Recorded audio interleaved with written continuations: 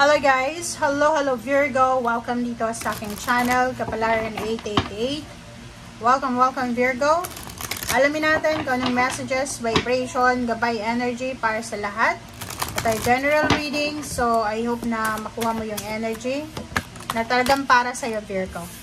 Okay, first card natin is reverse na expansion. Bakit reverse, Virgo, yung expansion?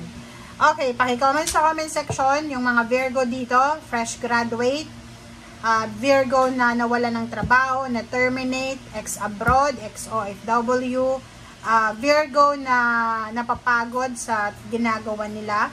Nakikita ko sir dito na ikaw to. Pwedeng simula ngayong March 1, siguro hanggang March 15 lang to na energy. Parang hindi ka masyadong interesado sa expansion. Parang marami kang pangarap sa buhay, pero parang sa ngayon, gusto mo munang ihang ito. Okay? Paki-comment sa comment section if you resonated. Parang wala kang interest. Like for example, may mga offer sa'yo na pwedeng pagkakitaan, pwedeng travel, pero hindi ka interesado sa ngayon. Basta ang nasa isip mo sa ngayon, kailangan mo munang magpahinga, or kailangan mo munang maghintay. Parang ganun. So, comment down below if you resonated dyan sa barahang na yan.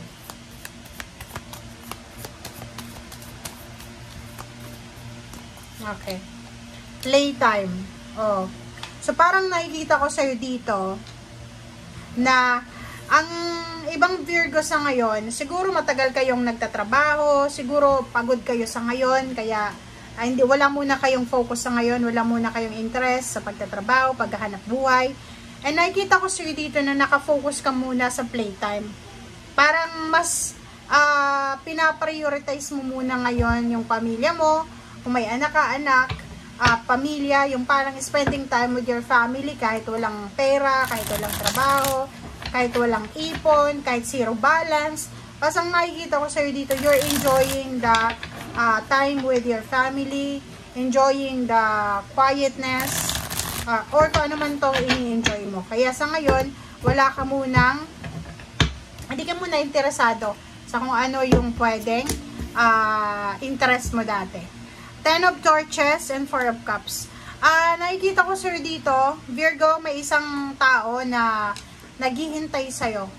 It's either family members mo to, pwedeng pamilya, parents, siblings.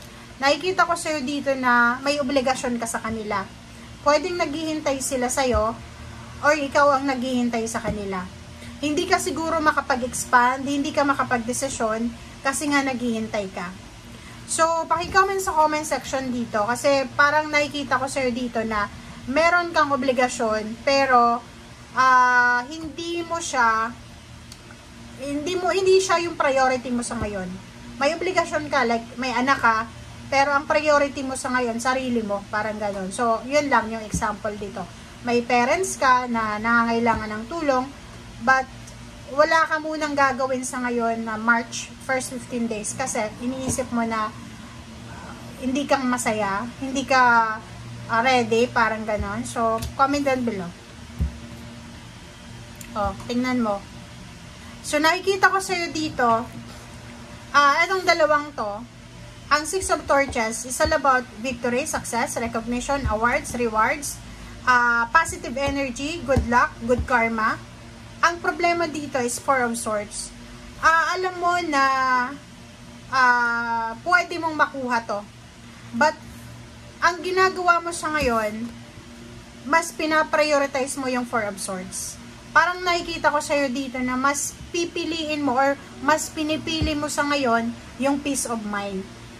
Peace of mind over financial or over money or lump sum of money or sweldo or anything. Basta ang sinasabi dyan sa'yo ng barahan na mas nakafocus ka ngayon sa iyong emosyon. Sa iyong, di ko alam kung bakit ganyan ka.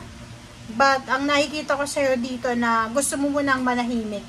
Parang ang energy mong, atong energy na to, 1, 2, 3, 4, 5, 6. Parang siyang energy ng isang artista. 'Di ba? May artista na para siyang napagod siya sa kakatrabaho, sa kakadeal, sa mga intriga. And ngayon, napag-isipan niya na, okay, maraming pera sa pag-aartista, but mas uunahin niyang magpahinga. Parang ganun. So, eto, nasa likod ka ng limelight eh. Parang iniisip mo na, okay, dito muna ako sa probinsya, dito muna ako sa likod, tsaka na ako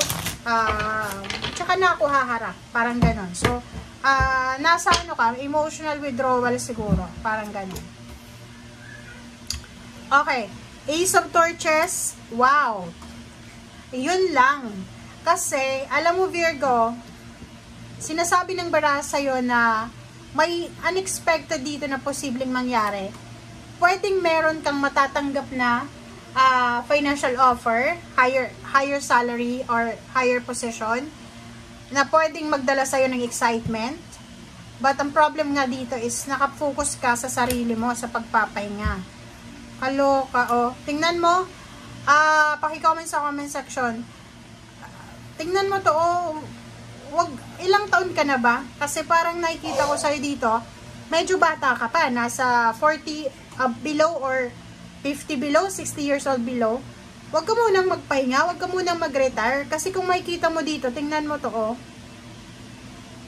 'Di ba? Isang exciting na financial stability and balance na offer, managerial position, or pwedeng may offer din dito na trabaho na pwedeng international job, or pwedeng meron ditong offer na magandang offer to, pwedeng magdala sa'yo ng development sa buhay mo, financial, emotional, and pwede din yan magdala sa'yo ng financial strength, physical strength. Magdadala to sa'yo ng sobrang blessings and prosperity. Okay? So, nakikita ko sa'yo sa ngayon, andito ka, oh. Eto sa ilalim ito, ha. Nasa 5 of Cups ka. Focus ka, nasa comfort zone ka ngayon, eh. Parang nakikita ko na mas komportable ka sa kung nasaan ka sa ngayon. Mas komportable kang mag-isa ka lang. Nakikita ko masaya ka, eh. Kasi dasan to.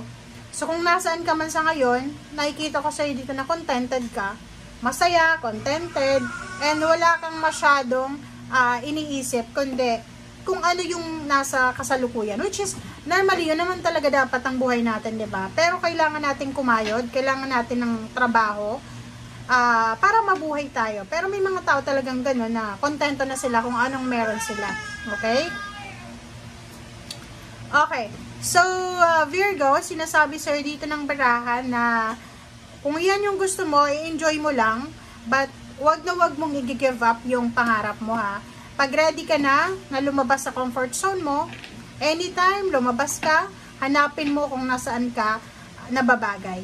Okay? Thank you guys. Bye!